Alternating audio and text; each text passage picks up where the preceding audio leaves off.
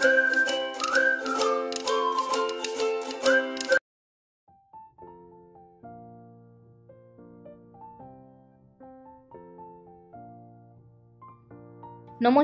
কেমন আছেন সবাই? হেসেল ঘর 2 আপনাদের সবাইকে স্বাগত। মূলো তো সবজিতে দিয়ে অনেকই খাওয়া হয়, মূলোর শাকও অনেকজনই খায়, আবার অনেকে খেতে হয়তো জানে না।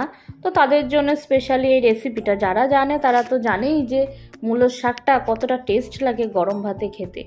মূলো শাকগুলো কেটে নিয়েছি, তার মধ্যে নুন দিয়ে ভালো করে চটকিয়ে নিয়েছি। আগের থেকে নুন দিয়ে এরকমভাবে চটকিয়ে নিলে মূলোর শাকটা একটু মাখো মাখো হয়, নইলে ভাজা করলে তো শাকটা ছাড়া ছাড়া মতন ভাব আসে।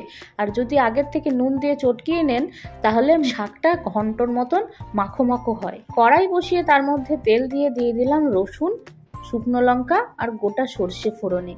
এখন ফোড়নের গন্ধটা উঠে আসলেই দিয়ে দিলাম শাকটা। নুন আর অ্যাড করব না, যেহেতু সবুজ শাক তাই হলুদও আমি অ্যাড করব না। এখন ভালো করে ভেজে নেব।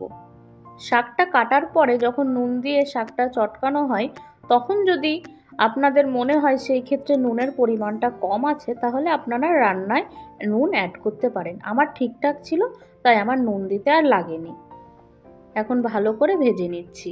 খুব সাধারণ রেসিপি, কিন্তু অসাধারণ লাগে খেতে। যারা খেয়েছে একমাত্র তারাই জানবে। আর যারা এখনও খাননি তারা অবশ্যই এই রেসিপিটা দেখার পর একদিন বাড়িতে ট্রাই করবেন যে মূলোর শাকেরও কী স্বাদ। খুব অল্প সময় লাগলো রেসিপিটা বানাতে। তাহলে রেসিপিটা কেমন লাগলো আমাকে অবশ্যই জানাতে কিন্তু ভুলবেন না। ভালো লাগলে লাইক, কমেন্ট, শেয়ার করে দেবেন। দেখা হবে আবারও অন্য কোনো রেসিপি নিয়ে। ভালো থাকবেন, সুস্থ থাকবেন। নমস্কার।